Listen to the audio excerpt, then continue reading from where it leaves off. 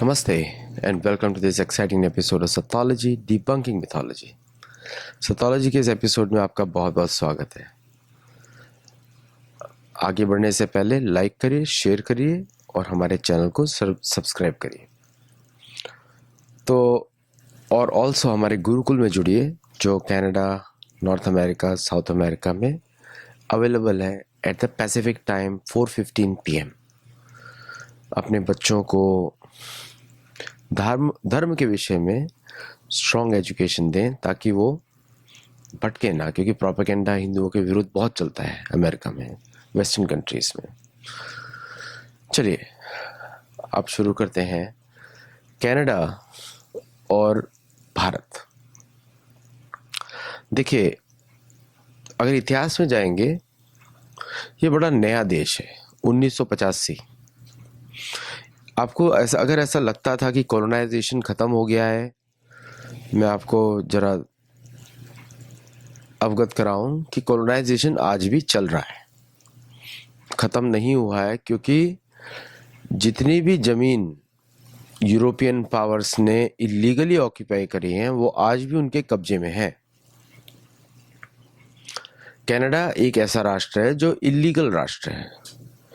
उसमें native Americans को मार के, उनको पावर से दूर रख के, उनके बच्चों को चर्चेस में ज़बरदस्ती मार के वो देश चल रहा है। चोरी की ज़मीन है। वहाँ के मूल निवासियों का आज भी उनकी सरकार में कुछ भी सुना नहीं जाता। ये वास्तविकता है। अब हम बात करते हैं आज की प्रेजेंट रियलिटी की। प्रेजेंट रियलिटी क्या बोलती है कनाडा के बारे में, ये जानना बहुत ज़रूरी है। आपने न्यूज़ देखा होगा, G7 में शुरू में भारत को नहीं बुलाया गया। ये लोग एकदम पाकिस्तान के जैसे हैं। कनाडा और पाकिस्तान में कुछ फ़र्क नहीं है। Canada, Pakistan, Ukraine, America, Australia, New Zealand, ये सब एक जैसे देश हैं। ये सब कृत्रिम है, टेम्परेरी है। ये देश जो है ब्रिटिश कॉलोनियल पावर की देन है। ये आपको मान के चलना पड़ेगा। इतिहास बोलता है ऐसा। मेरी पुस्तकें हैं, उसमें मैंने बहुत विषय में लिखा है और इतनी सारी पुस्तकें हैं मेरे पीछे, आप देख सकते हैं। सब इतिहास है और मेरे द्वारा नहीं है। ये इतिहास यहाँ के लोगों ने ही लिखा है। मैंने उसमें धर्म की दृष्टि से देखने की कोशिश करी है। आपको वेस्टर्न पॉलिटिक्स को हिंदू तरीके से नहीं देखना है।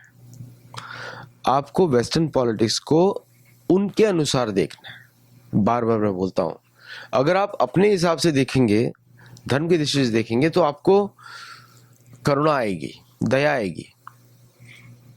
अगर आप उनके हिसाब से देखेंगे तो आपको लगेगा सब कुछ ठीक हो रहा है। समझे आप? तो किसी पे दया नहीं करनी है इनके ऊपर, क्योंकि आप जब दया करते हैं इनके ऊपर तो ये उसको आपकी वीकनेस मानते हैं। उनको लगता है देखो मूर्ख बना दिया, देखो हमको ये तो हम पे दया कर रहा है, मूर्ख बना दिया। दे बिकम हैप्पी और फिर बोलते हैं ये हमारे लायक नहीं है, ये इसको हम डील नहीं कर सकते। क्योंकि आपने उनको गलत दृष्टि से देखा, उन्होंने उसको आपकी कमजोरी माना। वो जो आपकी स्ट्रेंथ थी उसको उन्होंने आपकी कमजोरी माना। आप जो करुणा दिखा रहे थे उसको उन्होंने आपको उसकी कमजोरी माना। आपको इनको उनकी दृष्टि से देखना पड़ेगा, तब आपको समझ में आएगा कि क्या हो रहा है। तो जब आप कनाडा के बारे में जब बात करते हैं, आप ये देखिए क्यों क्या छुपा रही है वहाँ की गवर्नमेंट। बड़ी बड़ी बातें करते हैं, ह्यूमन राइट्स, ये वो। अपने देश में क्यों नहीं इम्प्लीमेंट किया, है ना? मेरे पास तो बुक्स हैं इनके, रिकॉर्ड्स हैं इनके, देख सकते हैं आप, रिकॉर्ड्स हैं इनके मेरे पास। अपने देश में क्यों नहीं किया? छुपा रहे हैं उसको। कोई ये ना पूछ ले कि भाई क्या हुआ तुम्हारे नेटिव कैनेडियंस का। कनाडा का तो नाम ही कनाता था। कनाता बोलते हैं नेटिव अमेरिकन में। एक टाउन था छोटा सा, गांव के नाम पे कनाडा नाम पड़ा। फ्रेंच ने उसको आधा ऑक्यूपाई किया हुआ है, ब्रिटिश ने आधा किया हुआ है, बाकी नेशनलिटीज ने कुछ किया हुआ है। और मुझे बड़ी विडंबना लगती है कि जब भारतीय मूल के लोग इस सब देखते हुए भी समझ नहीं पाते हैं, है ना। खालिस्तान नाम का जो प्रोपेगेंडा जो सिस्टम है, इलीगल है, वो यूके में ही क्रिएट किया गया, ब्रिटिश इंटेलिजेंस ने क्रिएट किया। और ब्रिटेन ने क्या किया, कुछ ये जो इंटेलिजेंस ऑपरेशंस थे, खालिस्तान, पाकिस्तान, या इंटेलिजेंस ऑपरेशंस है, पाकिस्तान तो कृत्रिम देश है, इन सबको आउटसोर्स कर दिया कनाडा को, ताकि ब्रिटेन पे कोई गौर नहीं लगाए। ब्रिटेन साफ रहेगा, पिटेगा तो कनाडा पिटेगा, या यूएस पिटेगा, या ऑस्ट्रेलिया पिटेगा, या न्यूजीलैंड पिटेगा। बट इन चारों जगहों पर ही खालिस्तान एग्जिस्ट करता है उनके मन में, ये चारों जगह पे एग्जिस्ट करता है, बाकी कहीं और नहीं है, क्योंकि ये सारे इंटेलिजेंस ऑपरेशंस हैं। मतलब इनको लगता है कि थोड़ा सा तिकड़मबाजी कर लिया तो लोगों को समझ में नहीं आएगा। लेकिन आपको ये समझना चाहिए कि ये जो G7 करके जो देश हैं, ये उसी कॉलोनियल इंस्टीट्यूशन को जो यूएन से वो नहीं कर सकते, वो G7 के थ्रू करते हैं। ये तो क्वाज़ी इलीगल बॉडी हो गया। एक तो यूनाइटेड नेशंस है, सब कुछ यूएन के थ्रू होना चाहिए, नहीं, भारत को उसमें परमानेंट मेंबर नहीं बनाएंगे क्योंकि डर लगता है कोई क्वेश्चन कर देगा, है ना। डर इनको हिंदुओं से है, क्योंकि हिंदू सच बोलता है, इसलिए डर है।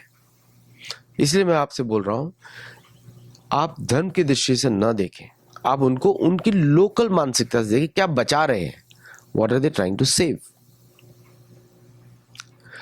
अब कनाडा बिना अमेरिका के एग्जिस्ट नहीं कर सकता, ऑस्ट्रेलिया बिना अमेरिका के एग्जिस्ट नहीं कर सकता, न्यूजीलैंड बिना अमेरिका के एग्जिस्ट नहीं कर सकता। न्यूजीलैंड में माओरी को दबाया गया, है ना, ऑस्ट्रेलिया में अबोरिजिन्स को दबाया गया। ऑस्ट्रेलिया तो नाम ही कृत्रिम है, ला ऑस्ट्रेलिस, डाउन अंडर, ये नाम है। न्यूजीलैंड पता नहीं कहां से नाम आ गया, जीलैंड, जुलू से लगा दिया जीलैंड, है ना, कीवीलैंड, पता नहीं क्या क्या नाम देते रहते हैं। कनाडा तो चलो फिर भी ठीक है, एक नेटिव अमेरिकन के नाम पर है। यूएसए, तो ब्रिटेन ने सारी अपनी गंदी हरकतें इन चारों देशों में बांट दी ताकि उसका कॉलोनियल साम्राज्य चलता रहे। यूएसए को अब रोक तो सकता नहीं था, तो यूएसए को यूज किया अपनी पॉलिसीज इंप्लीमेंट करने के लिए। अभी तो काफी तथ्य बाहर आ गए हैं कि पर्ल हार्बर यूके ने करवाया था, है ना। यूक्रेन का युद्ध जो चल रहा है, बढ़ाता रहता है, वो यूके करवाता है। आपने गैस पाइपलाइन देखा होगा, तोड़ा गया था, वो यूके की एजेंसीज ने करवाया। फिर क्रीमिया में जो अटैक्स होते रहते हैं रशिया के ऊपर, कराया, क्योंकि वो देश बिना युद्ध के एग्जिस्ट ही नहीं कर सकता। उसको कोई एक्सटर्नल फोकस चाहिए ताकि वो अपना इन लोगों को देश चलाना नहीं आता है। बार बार सेटोलॉजी में बताया मैंने कि इन लोगों को खुद का देश चलाना नहीं आता। ये हमेशा अपने ये नोचने, खसोटने, चोरी करना, डाका डालना, दूसरों को मार देना, ये सब काम करते हैं। इसीलिए उन्होंने पाकिस्तान बनाया, जो एग्जैक्टली वही करता है काम जो वो करवाना चाहते हैं। इसलिए सारे पाकिस्तानी जनरल्स ऑस्ट्रेलिया में रहते हैं, यूके में रहते हैं, कनाडा में रहते हैं, या कुछ यूएस आ जाते हैं, कुछ, क्योंकि अमेरिका को इनकी असलियत मालूम है। अमेरिका ने रेबल किया, तो इसलिए अमेरिका पे ज्यादा ट्रस्ट नहीं करता ब्रिटेन, उससे दोस्ती की भावना रखता है, क्योंकि बहुत शक्तिशाली देश बन चुका है, उसके चंगुल से बाहर निकल गया। लेकिन फिर भी वो जो अम्बिलिकल कॉर्ड्स होती है ना, कनेक्टेड रहती है। तो पूरा जो साउथ एशिया की जो पॉलिटिक्स है, वो MI6 और अमेरिकन एजेंसीज ने उसको दे दी है कि तुम चलाओ।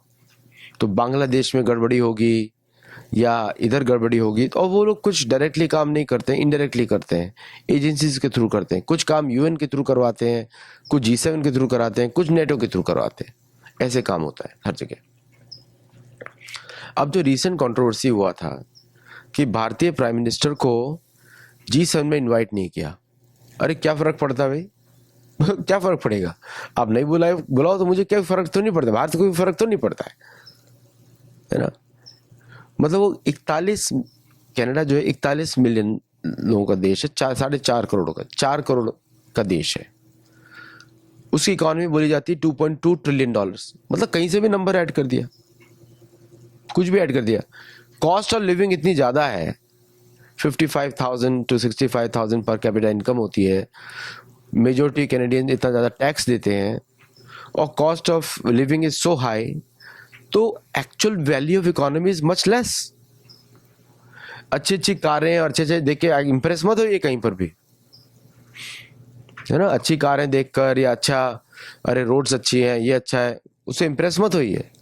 सिर्फ 4 करोड़ लोगों का देश है, $631 बिलियन का एक्सपोर्ट है, उसमें से 400 तो सिर्फ अमेरिका के साथ ही है, और वो भी अमेरिका बंद करवाना चाहता है कि लूट रहा है वो उसको। जैसे भारत में डिमोनेटाइजेशन की इकोनॉमी बंद हुई पाकिस्तान की, और यूके की भी बंद हुई, कनाडा की भी कम हुई। भारत का डिमोनेटाइजेशन से पूरा पश्चिमी देश हिल गया, क्योंकि भारत ही इनडायरेक्टली इन देशों को चला रहा है, समझे आप। और अब जो $100 का डिनोमिनेशन, ₹100 का डिनोमिनेशन का जो रोक लगाई आरबीआई ने, इनकी और इकोनॉमी बैठ जाएगी अब, समझ रहे हैं आप। तो आपको इनके हिसाब से सोचना है बचा क्या रहे हैं। ये बचा रहे हैं इलीगल ऑक्यूपेशन। ट्रेड करने के लिए इनके पास कुछ है नहीं। कनाडा के 70% इकोनॉमी सर्विस इकोनॉमी है, क्या करोगे ट्रेड, कुछ बनाते तो हो नहीं। खाल के जूते बनाओगे, या इंजीनियरिंग की आप बात करते हो, इंजीनियरिंग तो रिसर्च तो इनका जो, अब इतने कम लोग हैं और गवर्नमेंट को एक्सपेंडिचर तो करती नहीं है, वो तो बस इनका टैक्स लेती है, वेलफेयर पे खर्च करती है जो उनको दिखाते हैं, और टैक्स ज़्यादा लेती है, 48%, 45%। लोग परेशान है, परेशान है। तो जो लोग भी कनाडा आप जाना चाहते हो मत जाओ। मालूम है कि इंडिया में कंपटीशन ज़्यादा है, लेकिन फिर भी वहाँ पे शांति है। कनाडा में बिल्कुल शांति नहीं है, उल्टा ठंड से मरोगे, अकेले पड़ जाओगे। तो ये बोलता है, छोटा सा पिद्दी सा देश कनाडा बोलता है कि हम G7 नहीं बुलाएंगे। शुरू में वो फेक न्यूज़ थी, वो इंटेलिजेंस, कैनेडियन इंटेलिजेंस ने रिलीज करी पाकिस्तानियों के थ्रू, क्योंकि दोनों एक ही है, कृत्रिम राष्ट्र हैं, आर्टिफिशियल स्टेट्स हैं, रिलीज करी ताकि हिंदुओं को थोड़ा सा दुख हो कि हम पनिश कर रहे हैं। कनाडा की औकात नहीं पनिश करने की, औकात नहीं है, समझे आप। जो $2.2 ट्रिलियन दिखाते हैं, फेक है नंबर, झूठा नंबर है। कहाँ से $1 ट्रिलियन हो जाएगा, खुद का करेंसी है, आप जो भी नंबर डाल दो, करेक्ट। अभी भारत का नंबर दिखाए उनको कि 5 लाख करोड़ रुपए, 20 लाख करोड़ रुपए, तो कितना ज्यादा नंबर दिखता है भाई, अनगिनत नंबर है, वो रियल है। इनका ऐसा नहीं है, सब कुछ इन्फ्लेटेड है। अगर आप अपनी करेंसी, $1 कनेडियन का वैल्यू, कितना आप नाश्ता खरीद सकते हो, कितना पानी खरीद सकते हो पीने के लिए, खाने के लिए, और उसको कंपेयर किया जाए रुपीस में, है ना, $1 कनेडियन का जितना भी रुपए होता है उसमें कितना खरीद सकते हो, तब आपको पता लगता है purchasing power parity for the same things. अब भारत का तो भोजन भी वो नहीं है, भारत का भोजन अलग है ना। तो ये जो पंजाबी वीडियोस में आपको दिखाई देते हैं सॉन्ग्स में, कनाडा ये कनाडा वो, सब बकवास। कनाडा जैसे देश की औकात नहीं है कि वो भारतीय प्राइम मिनिस्टर को मना कर सके, और वो एक तरीके से आतंकवादी देश है। भारत का बहुत स्ट्रॉन्ग एक्शन भारत ने लिए, आतंकवादी राष्ट्र है वो। और वहां के जो गोरे लोग आपके दिखाई देते हैं वो इलीगल है, सेटलर्स हैं।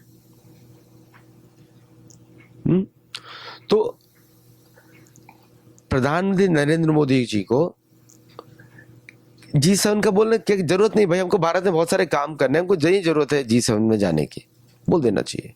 शायद जाए भी ना शायद, या जाना भी चाहे तो कुछ और पर्पस होगा जाने के लिए। लेकिन वो देश जो है वो पूरा का पूरा इंटेलिजेंस ऑपरेशंस होते हैं ब्रिटेन के, उसके थ्रू चलता है। वहाँ की डेमोक्रेसी का कोई वैल्यू नहीं, वहाँ के प्राइम मिनिस्टर का कोई वैल्यू नहीं, वहाँ की गवर्नमेंट्स का कोई वैल्यू नहीं। पिद्दी सा देश है, लड़ सकता नहीं किसी से, बुरी तरह पिटेगा,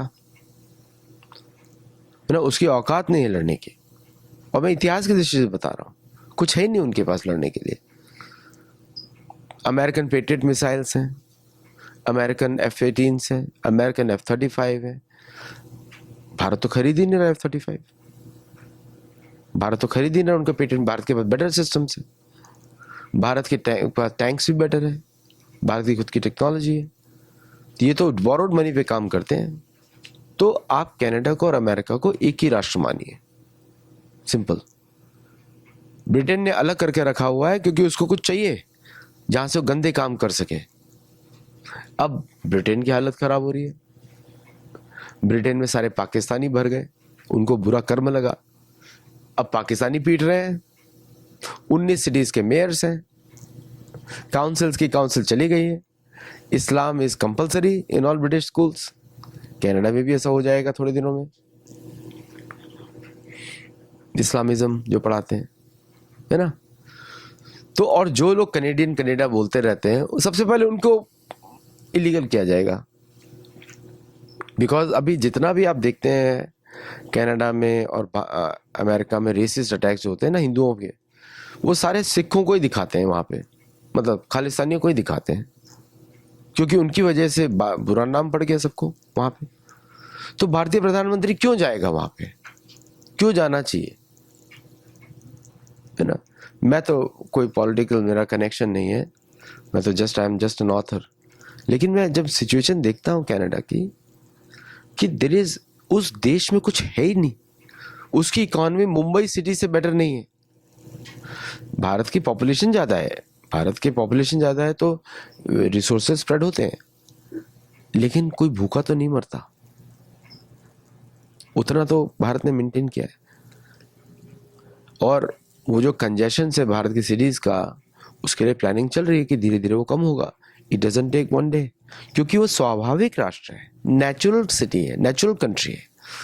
नेचुरल देश जो होता है ना, उसके वो काफी अपने कल्चर के साथ आगे बढ़ता है, धीरे धीरे बढ़ता है। जो कृत्रिम देश है वो फटाफट बना दिया फिर टूट भी गया, पैसा ही नहीं है रोड्स मेंटेन करने के लिए। 70% ऑफ कनाडा में कोई रह नहीं सकता, ओनली कोस्टल सिटीज में लोग रहते हैं, है ना। तो कैसा देश है वो, 41 मिलियन लोगों को मेंटेन नहीं कर सकता, 4 करोड़ लोगों को मेंटेन नहीं कर सकता कनाडा। तो कहां का रिच राष्ट्र है। 10% पॉवर्टी रेट इन 4 करोड़, मतलब 40 लाख लोग जो है, 40 लाख लोग पुअर है वहां पे। क्या मेंटेनेंस है, मतलब ना इकोनॉमी चलानी आती, ना डिफेंस करना आता, बस हवा में। मतलब it was just a land as a buffer. America बड़ा चालाक है, उसने ब्रिटिश इंटेलिजेंस को लैंड दिया as a buffer to protect America, कि अगर कहीं नॉर्थ से आता है कोई, रशिया और कोई अदर कंट्री आता है, तो उसकी सारी लाइन हटानी पड़ेगी। मतलब किसी को अटैक करना होगा भारत अमेरिका को, तो पहले पूरा उसको यूरोप कॉन्कर करना पड़ेगा, फिर यूके बर्बाद करना पड़ेगा, फिर कनाडा बर्बाद करना पड़ेगा, फिर अमेरिका पहुंचेगा। इसलिए बीच में सैंडविच है। और नीचे से अटैक करना पड़ेगा तो उसको मैक्सिको क्रॉस करना पड़ेगा, साउथ अमेरिकन क्रॉस करना पड़ेगा, तब तो उनको समय मिल जाएगा। समझे आप। तो अमेरिका ने बड़ा अच्छा चरित्र चूज किया कि ये देश, एंग्लो सैक्सन्स को भी लगा कि अगर वो वाइप आउट हो जाते हैं यूके से, तो वो आएंगे अमेरिका में या कनाडा में या ऑस्ट्रेलिया में या न्यूजीलैंड में। ऑस्ट्रेलिया तो कुछ कर नहीं सकता भारत के बिना और चीन के बिना, वहां कोई बचाने भी जाने वाले नहीं है, है ना। न्यूजीलैंड वैसे भी गया गुजरा देश है, इलीगल स्टेट है, माओरी वहां पे। तो बहुत सारी चीजें जो आपको समझनी चाहिए कि अब भारत का स्टेचर बदल चुका है, और मोदी जी को बुलाने के लिए G7 is not the right forum. अब G7 की कोई जरूरत नहीं है भारत को। भारत को जरूरत है रशिया, चाइना या जो भी साउथ ईस्ट कंट्रीज हैं उनका, साउथ ईस्ट एशियन कंट्रीज, उनकी सुरक्षा की जरूरत है। भारत को अपना सुरक्षा अम्ब्रेला साउथ ईस्ट एशिया की तरफ बढ़ाना पड़ेगा, तब जाके आपको समझ में आएगा क्या चल रहा है। क्योंकि अगर हम पश्चिमी देशों में फोकस करते रहे, इनको ना इकोनॉमी चलाना आता है। मैं हर 8 साल में देखता हूँ अमेरिका में इकोनॉमी कोलैप्स करती है। तो नाउ वी है, ये अलग समय है, इस समय अलग है। इस समय हमारी पहचान बनाने का समय है और हम लोगों को आगे बढ़ने का समय है।